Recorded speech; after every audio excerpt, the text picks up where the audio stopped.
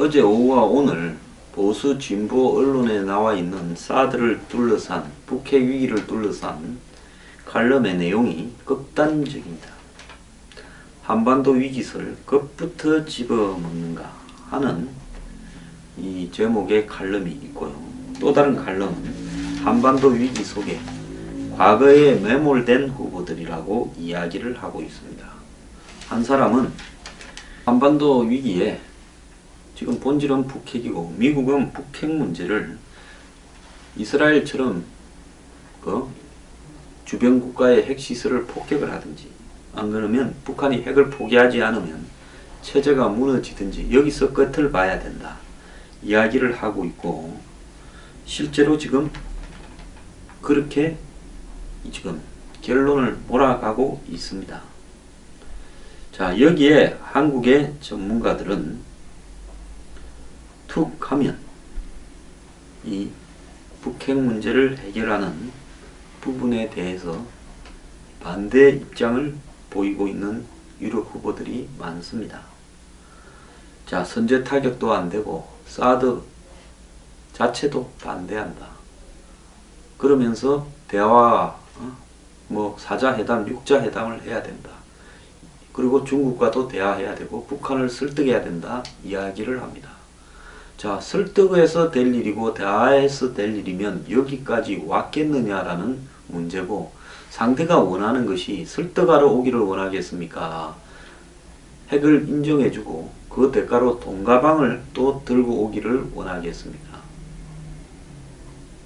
근데 계산이 다른 사람한테 장사를, 거래를 갖다가 성공시킬 수 있다고 생각하는 이놈들이 미친놈들 아닙니까?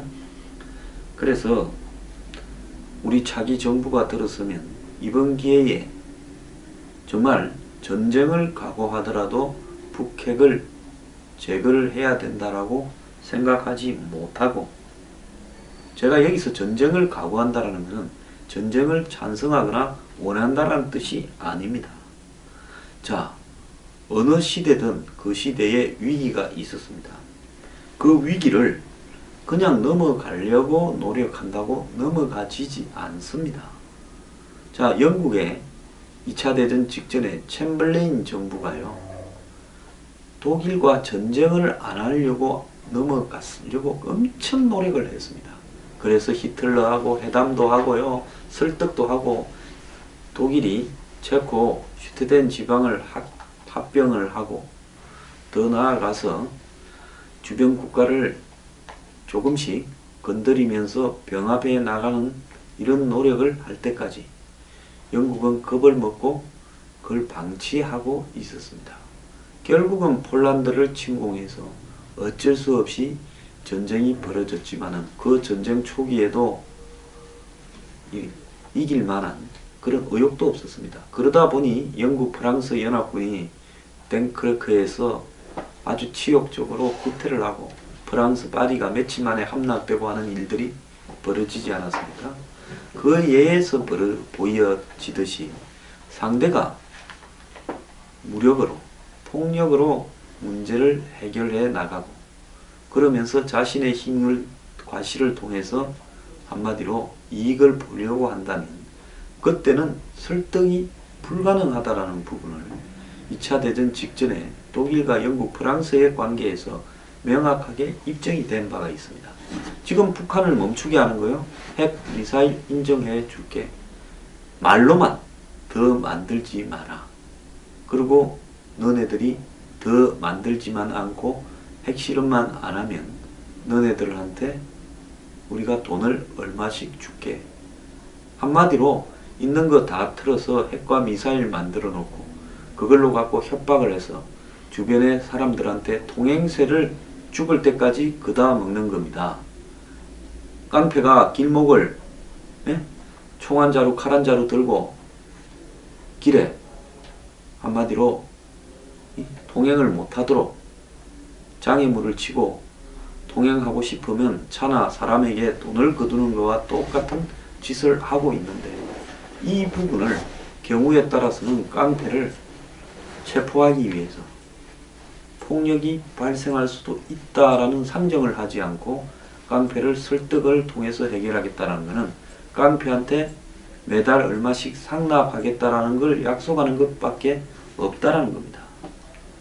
자, 그럼에도 불구하고 이 상황에서 개성공단 재개, 금강산 관광 재개를 말하고 전시작전권을 환수하고 사드 배치를 재검토하겠다고 한다면 이 사람들은 어느 쪽 편입니까? 자, 그런 사람이 대통령이 되려고 하고 있습니다. 뭐 그렇다고 칩시다. 자, 그런데 그게 아니라고 말하는 사람, 물론 그걸 아니라고 말하는 사람을 저는 전적으로 모든 부분에 옳다고는 생각하지 않지만은, 자, 이런 사람들이 과거에 매몰된 색깔론에 집착하는 후보들이라고 이야기를 하고 있습니다. 자, 이런 상황에서 트럼프의 전화통화, 긴급한 북해를 해결하기 위한 정상들 간의 전화통화 대상에서도 우리가 빠졌다고 이야기를 하면서 이 진보 언론이요, 이 한국 외교 안보의 민망한 현주소를 그대로 드러낸 거다고 비판을 합니다.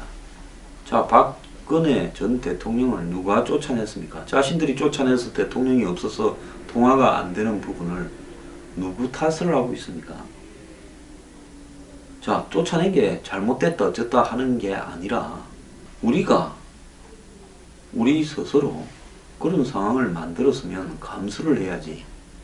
이걸 누구 탓을 하는 겁니까? 탄핵시킬 때 좋아서 다 탄핵시키고 찬성을 하지 않았습니까?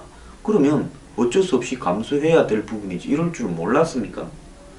자, 그동안 한미 동맹을 내세우며 미국 정책을 무조건 추종하거나 대안도 없이 강경 일본도 대북 정책을 부르짖어온 정부가 불러온 보수 정부라고 넣어야 되겠죠. 자업자득의 조랑 몰골이다.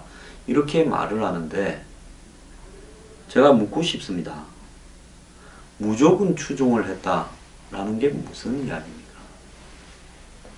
자, 한국은 미국에 얻는 게 있으니까 들어줄 게 있고, 미국도 한국에 주는 게 있으니까 또 자기들이 요구하는 게 있을 수 있습니다.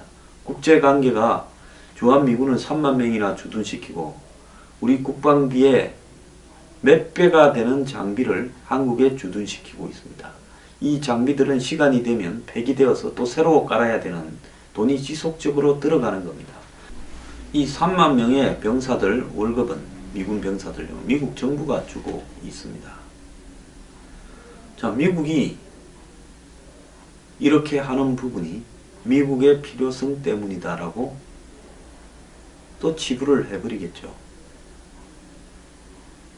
자, 이제 그게 아닌 순간이 드러날 때 이걸 이제 이 말이 옳은지 안 옳은지 실험을 하기 위해서 테스트를 해야 될 시점이 다가옵니다. 이런 거는 실험을 해서 테스트를 하면 그 대가는 치명적이기 때문에 상식적으로 생각을 해서 그렇게 하지 않고도 사실임을 알아야 됩니다.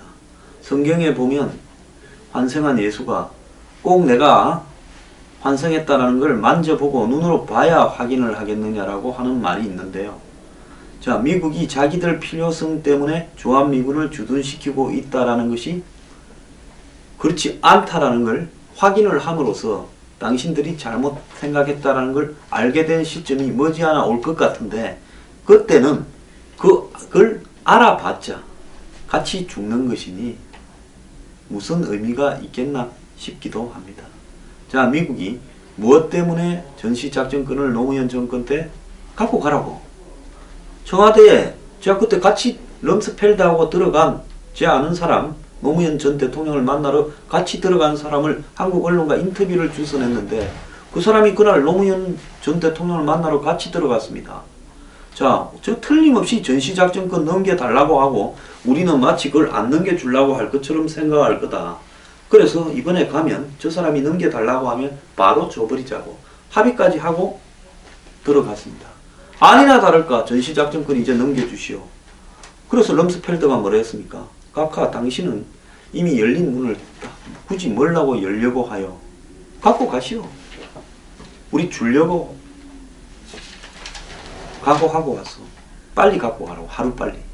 그 처음에는 뭐 2011년까지인가 갖고 가라고 하지 않았습니까? 그래 감당을 못 해가지고 나중에 벌인 일들이 뭐고 이걸 수습하려고 미국에 부탁하고 사정한 일이 뭡니까? 미국이 정말로 한국의 필요성 때문에 있는 게 아니고 자기들 필요성 때문에 있었다면 전시작전권 넘겨달라 해도 끝까지 안 줬겠지요. 자, 그로부터 10년이 지나서 노무현 정권 2가 출범을 합니다. 자, 이번에도 이걸 또 확인을 해보고 싶어 하는데요. 그때는 미국에 그야말로 정통적인 보수의 대통령 조지 W. 부시가 있었습니다. 자, 조지 W. 부시가 그만두고 난 뒤 오바마 때 수도 없이 오바마는 북한과 평화협정을 체결하려고 했습니다. 박근혜 정권이 천안문 막루에 올라갈 때 저희 진짜 말하기도 이제 지겹습니다. 저는 그때부터 박근혜 정권은 안 된다라고 생각을 한 사람입니다. 제가 마지막으로 박근혜는 틀렸다라고 이야기한 게 그 직전에 8월 초에 휴전선에서 목함 지뢰 사태가 벌어져서 그 다음에 휴전선에서 포격이 오가고 전쟁 위기까지 가서 판문점에서 회담을 하는 과정에서 미국의 전략자산들이 배치되고 어쩌고 하면서 북한테 압력을 넣어서 결국은 협상 테이블에 나오게 만들어서 협상을 했는데 그거 끝나자마자 일주일 만에 천안문 막루에 올라갑니다. 자, 그래서 내가 미국에서 나오는 대가가 만만찮을 거다라고 했고 미국은 북한과 평화협정을 두들겼고 중국 중재로. 자, 거기에 겁을 먹고 있는 한국에 미국이 일본하고 더 이상 티격태격하지 말고 위안부 협정 마무리해라. 사드 배치하라고 적극 통첩을 했지요. 그 직후에 북한이 핵실험을 했고 4차. 그러면서 사드 배치로 그리고 한일 위안부 협정 타결로 몰려가 버린 부분입니다. 이 모든 것이 멍청한 박근혜 정부의 행태들에서 벌어진 문제입니다. 그 전에 민주당의 클린턴 정부 때는 어떻게 했습니까? 북한을 핵으로 때리려다가 안 하니까 막판에는 북하고 올브라이트 국무장관을 보내서 완전 딜을 쳐버리려고 했습니다. 한국을 제끼고요. 자, 그런데 지금 트럼프는 우리한테 그래도 좀 생각을 전통적으로 해주던 공화당도 아니고 그렇다고 우리와 협조는 하지만 가끔씩 뺐다가게 북하고 협상을 하려 하던 민주당도 아니고 이 둘보다 훨씬 덜한 이 사람은 이념과 가치로 말할 수 없는 어디로 튈지도 모르는 미스테리한 인물이고 그의 근본적인 가치는 이익에 의한 협상 거래 외에는 없습니다. 저는 트럼프에게요. 한국과 미국 간의 한미 동맹의 혈명의 가치 어쩌고 하는 걸 묻는 것은 어리석은 일이라고 생각합니다. 일본의 아베가 힐러리 편을 열심히 들었습니다. 왜 힐러리가 될 거라고 생각하고 트럼프가 안 될 거라서 트럼프가 돼버렸어. 그 다음 날부터 지 아는 온갖 미국 사람을 다 불러서 미국 정가에 유력한 사람들을 불러서 저 사람 어떤 사람이고 내가 어떻게 해주면 저 사람이 나하고 잘 지내겠냐. 그래서 이야기를 들었습니다. 그래서 실내에서 열리는 에이펙 회의에 가다가 중간에 들러서 트럼프 빌딩에 가서 트럼프를 만나서 내 조만간에 다시 올 거니까 날짜 한번 잡아줘서 올 때 당신이 원하는 거 화끈하게 보따리 싸가지고 올 거니까 그때부터 막 우리 둘이는 무조건 잘 지냅시다. 내 원하는 거 좀 들어주고 당신 원하는 거 내 다 줄게. 그렇게 이야기하면서 뭘 원하는지 나한테 사람 하나 붙여서 적어주시오. 그래가지고 그 다음에 가장 대통령 되고 난 뒤 빨리 미국에 가서 플로리다 별장에서 2박 3일간 골프 치고 어쩌고 하면서 화끈하게 끝내버렸지 않습니까? 투자 일자리 창출부터 시작했어요. 처음에 트럼프를 잠깐 만나고 와서 아베는 일본의 기업들, 경단련 등에 다 이야기를 해서 우리가 미국과 관련해서 당신들이 할 수 있는 거는 뭐고 어떻게 정리해 줘야 될지 각 기업별로 좀 적어내고 해라. 그러면 내가 가서 그거 해준다 하고 또 당신들 필요한 걸 얻어내 줄게. 그래서 일본은 여기에서 일찌감치 빠져나가 버린 겁니다. 자, 개뿔도 솔직히 주고받는 것도 없이 일방적인 이익만 받고 있으면서 꼴에 자존심은 더럽게 세우면서 신경을 빡빡 끌어대는 한국에 대해서 미국이 어떻게 바라보겠는가. 그래서 미 태평양 사령관이 미국 상원 청문회에 가서 미 하원 청문회에 가서 수많은 대북 군사 옵션이 있다라고 이야기를 하면서 사드를 곧 가동에 들어가겠다라고 이야기를 했습니다. 한국에서 뭐라 그러든가 우리는 신경도 안 쓴다. 너가 마음대로 하려면 해봐라. 여차하면 빼겠다라는 것이 미국의 입장입니다. 미국이 뭘 하고 한국 대선 전에 이걸 넣어서 이게 뭐 결정적인 무기나 됩니까? 수많은 군사적 옵션을 놓고 고민을 하는 미국이요. 이렇게 굳이 이야기하는 이유는 뭔가 하면 그래 너네하고 우리하고 정해진 규칙에 따라서 통보하고 들고 왔는데 너네가 우리를 이걸 가지고 시비를 걸고 새 정권이 들어가서 뭐라고 한다 하면 그때는 서로 갈 대로 가자라는 게 담겨 있는 겁니다. 트럼프가 어제 이 경제 제재와 외교 수단을 활용한 압박을 통해서 북핵을 포기하도록 하겠다라는 새로운 대북 기조를 발표했는데요. 자, 그러면서 또 한편으로는 오바마가 내세우던 대북 정책인 핵 폐기 전략인 전략적 인내와 다를 바가 없다라는 이야기도 나오고 있습니다. 북한이 태양절과 창군절에 도발을 하지 않은 부분에 대해서 일종의 대가성으로 시간적 여유를 주면서 협상 카드를 다시 들이밀었다 라는 이야기가 지금 나오고 있고요. 최근에 미중 정상회담과 잦은 전화통화를 통해서 북한이 도발이 주춤하게 되면 강경기조를 우리도 누그러뜨려서 북한에게 협상을 할 기회도 준다라는 이야기가 어제 들어 있었습니다.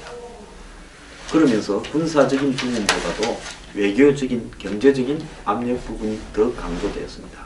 물론 태평양 사령관은 군사적 옵션도 포함한다고 했습니다만은 제가 미국이요. 자기의 한국 정부가 미국이 주도하는 대북 제재 국면에서 조금이라도 이탈한다면 미국이 북한과 협상 국면으로 들어가 버릴 거라 한국을 제끼고 패싱 코리아 하면서요. 그 이야기가 지금 가시화되고 있는 겁니다. 제가 그렇게 당부하지 않았습니까? 새로 탄생하는 정부는 한 달간 입을 딱 닫고 대미, 대북 정책, 대중 정책에 대해서 뭘 어떻게 해야 되는가. 시진핑의 입과 귀를 사로잡은 일본의 아베와 중국의 시진핑의 열을 들면서요. 고민을 해봐야 될 거라 봅니다. 함부로 입 놀리다가 정말 나라 꼴 끝장을 보는 수도 있습니다.